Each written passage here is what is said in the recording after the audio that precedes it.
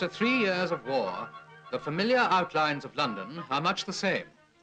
But there are many new and unfamiliar sights in the streets.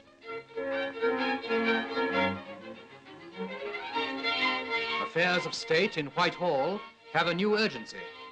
For here is the organizing center of the British Commonwealth and the free world at war.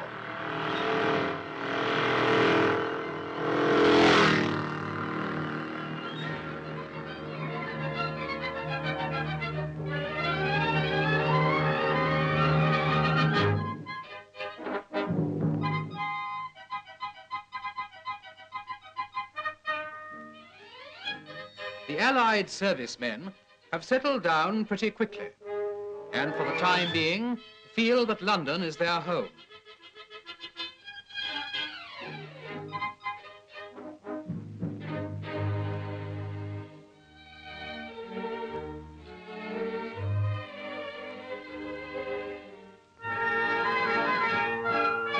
Under Nelson's column in Trafalgar Square, one sees the uniforms of 20 different nations.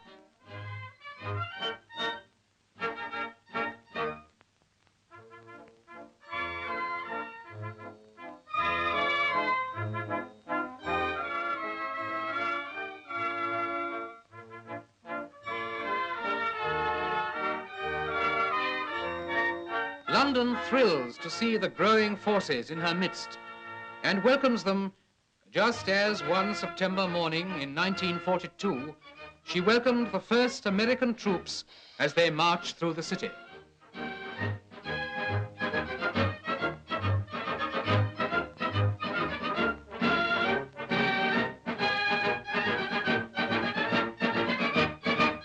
The cinemas of Leicester Square are open, but precautions for the safety of London are maintained.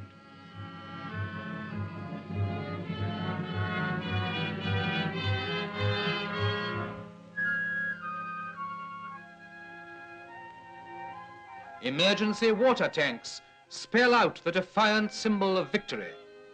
And though scarred, London still presents a smiling face.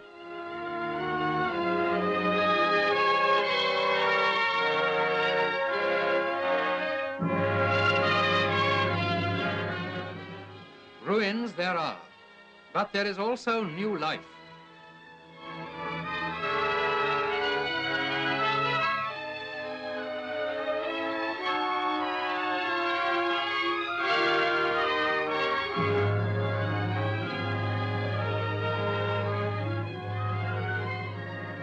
Out of the danger has arisen a great citizen army, the Home Guard.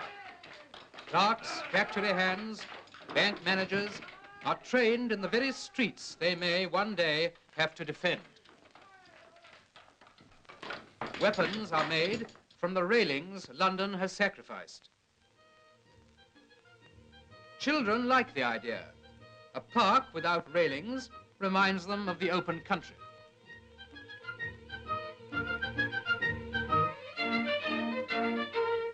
In 1942, even children helped with the salvage campaigns.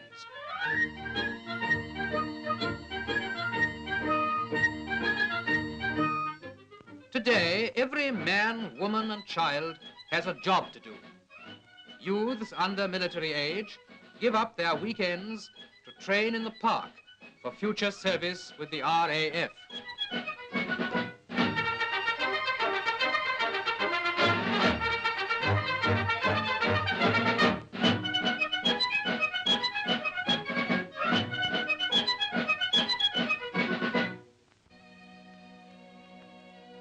Across the grass, soldiers and workers take an hour or two off. They can relax with a free mind because others are always on the alert.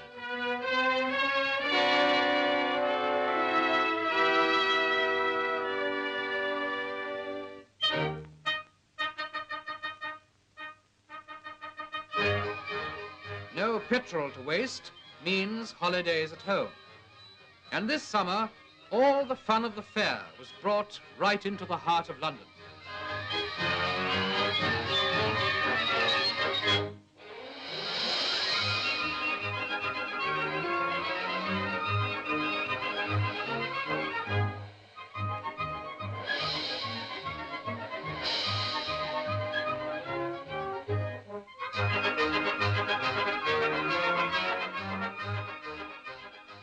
holidays for some, but duty for others.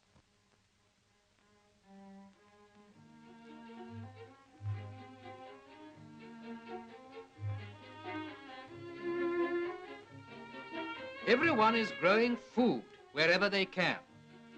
Acres of allotments have been cut into London's parks and gardens.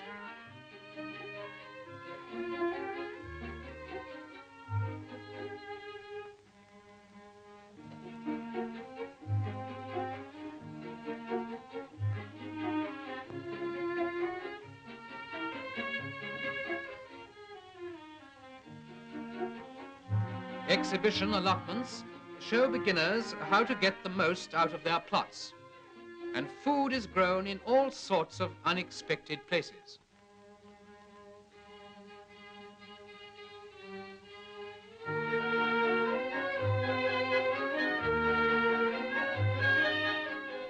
On a roof garden, high above the city's streets, vegetables grow amongst the flowers.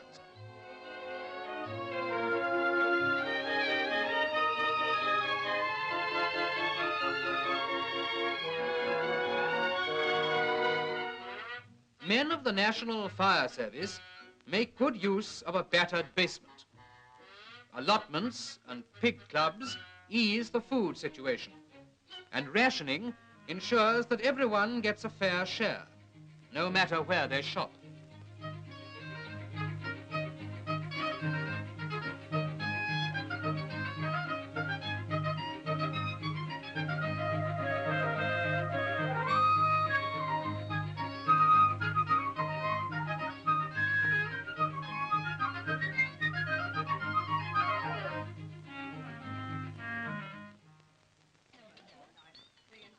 Communal feeding is a wartime economy.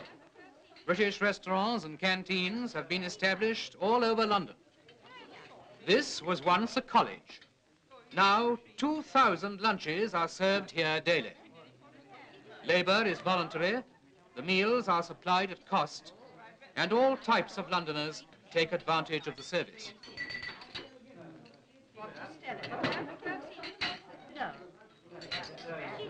Mealtime in wartime is also recreation time. Inside the National Gallery, world-famous musicians give luncheon concerts of classical music, whilst on the steps and lawn outside, office workers eat their midday meal. And in factory canteens, a laugh and a song at mealtime renews the workers' energies for more long hours at the machines. Does your stomach say, do you let it need? No need to be a clinging vine. You too can have a body like mine.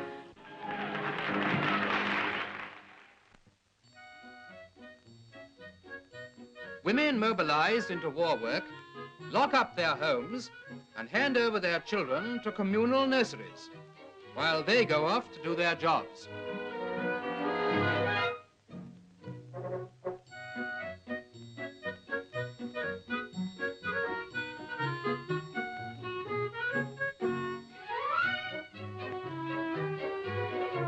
While the mothers work, the children play and grow strong.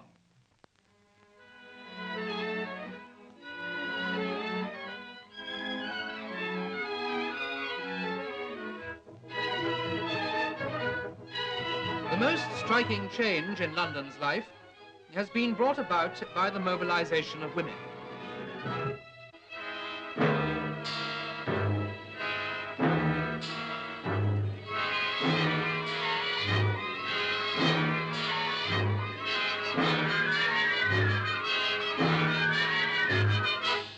In Downing Street, the efforts of the people are coordinated into terms of world strategy at the house of the Prime Minister. Here the statesmen and service chiefs of the United Nations meet in the cabinet room to set their seal on the covenants which pledge them to the common cause.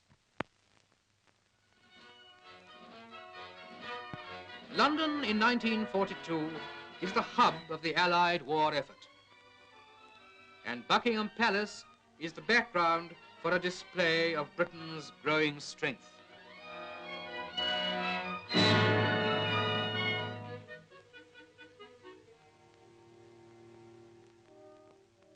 Dusk falls over London.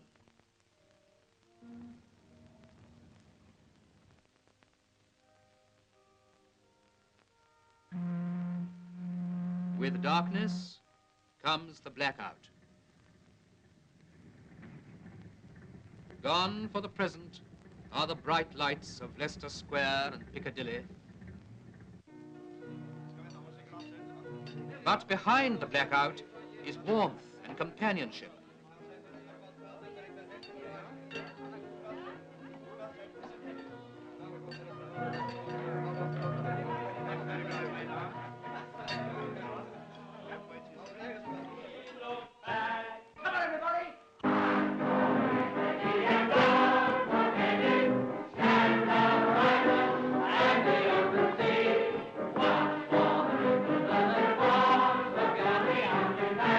Theatres ring to the old songs, while the night shifts are taking over in the factories. The machines must never stop. And all the time, the defenders are on guard. In basements and cellars, the civil defense forces settle down to all-night duty.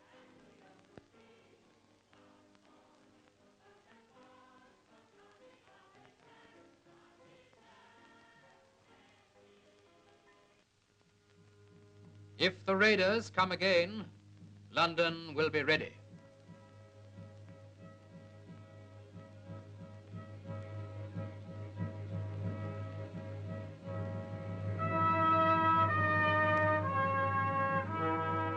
And as his turn comes round, every able-bodied Londoner stays after work to firewatch.